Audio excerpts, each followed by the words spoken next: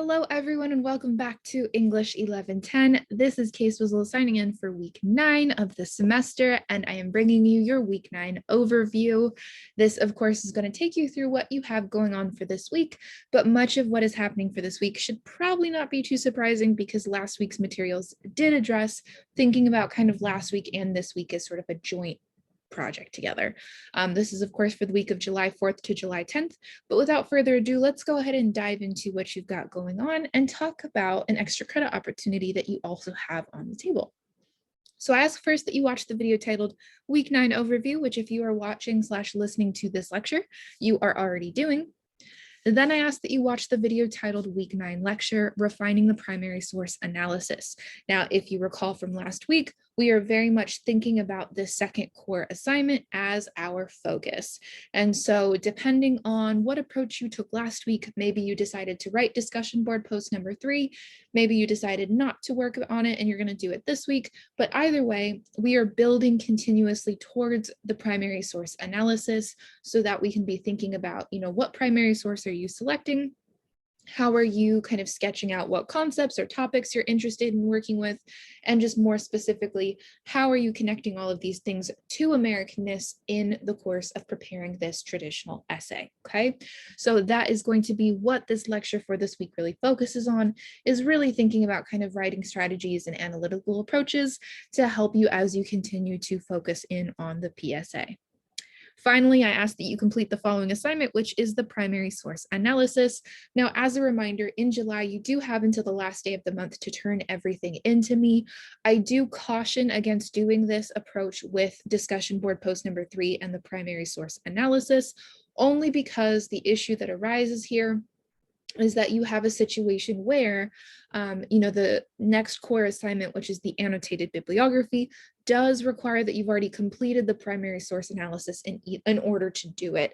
So if you elect to do all of the assignments in the last, let's say, week or couple days of the month, you're not getting feedback from me on the primary source analysis, which definitely kind of creates a little bit of just a workflow issue.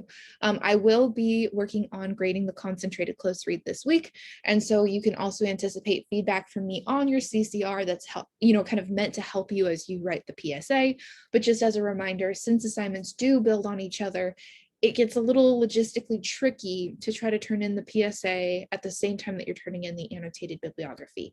And as a reminder, our class does, kind of end in the first days of August, which means you've got a final project coming up to think about. And so again, it can be kind of a logistical nightmare if you kind of opt to not work on the PSA until the end of the month. So this is just me cautioning you. Of course, you can choose to work how is, going to make most sense for you. And of course, I don't know the ins and outs of your day-to-day life. And so I do create this kind of monthly deadline for the purpose of you have more agency over figuring out what works for you. But I just want to make sure you've got all of those things in mind as you start to think about your work plan for July. Now, I do want to also finally flag that there is a final extra credit opportunity available to you up until July 21st at 11:59 p.m. Eastern. And as a reminder, extra credit is turned in via email, but you have your third and final battery pack. And so again, battery packs are extra credit opportunities.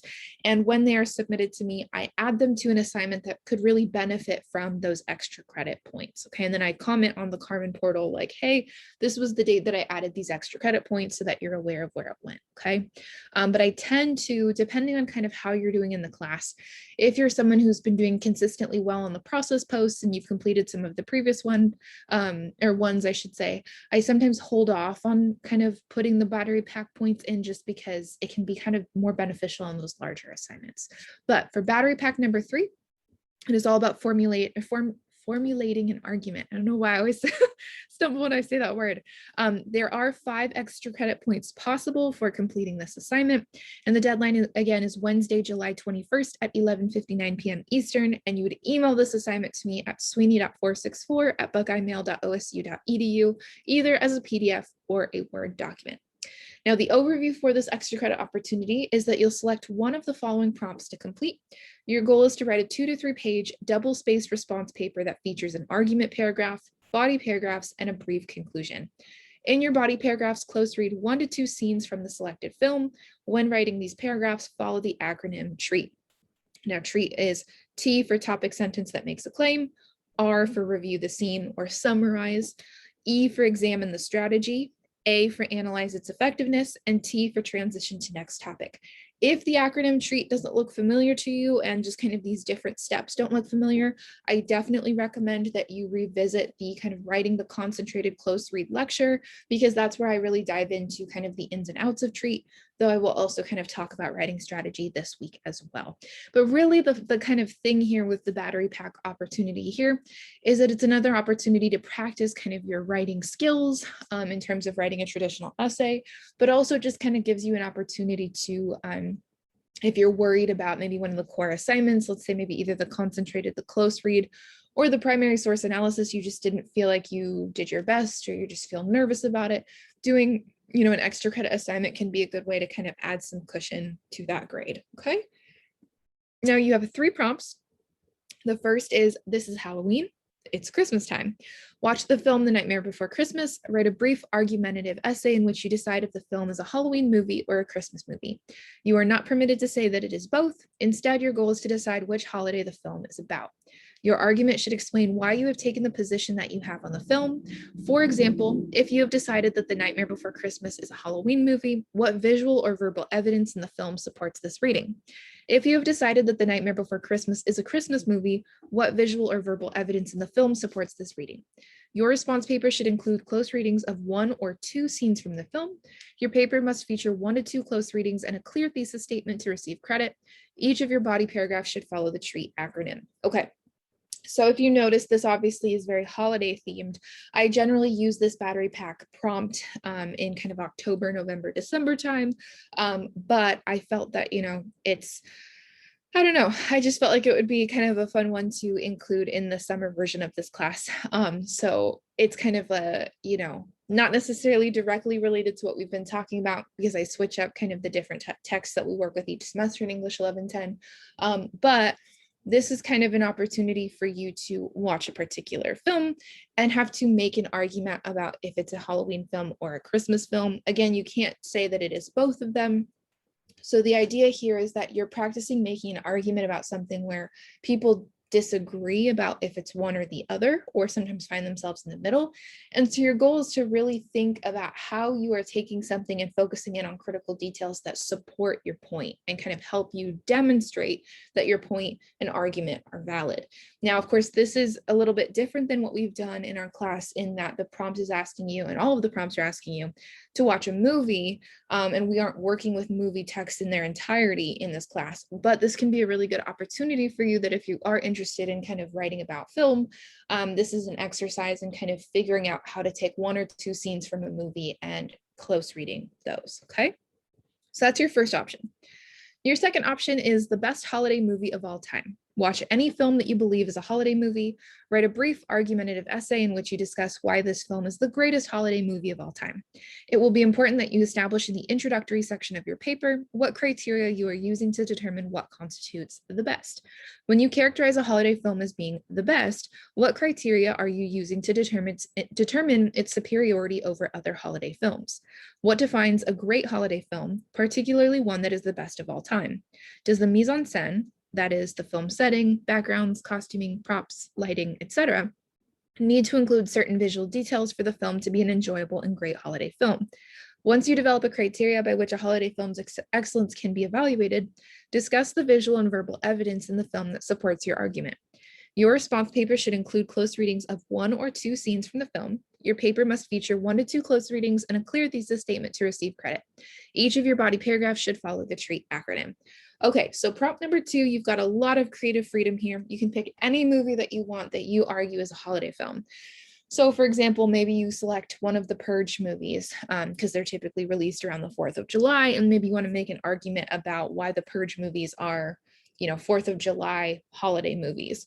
Maybe you want to pick something, you know, that's typically shown during Christmas time or Hanukkah or maybe Valentine's Day, right? You really have a lot of wiggle room here. It doesn't have to exclusively be like a Halloween or Christmas text.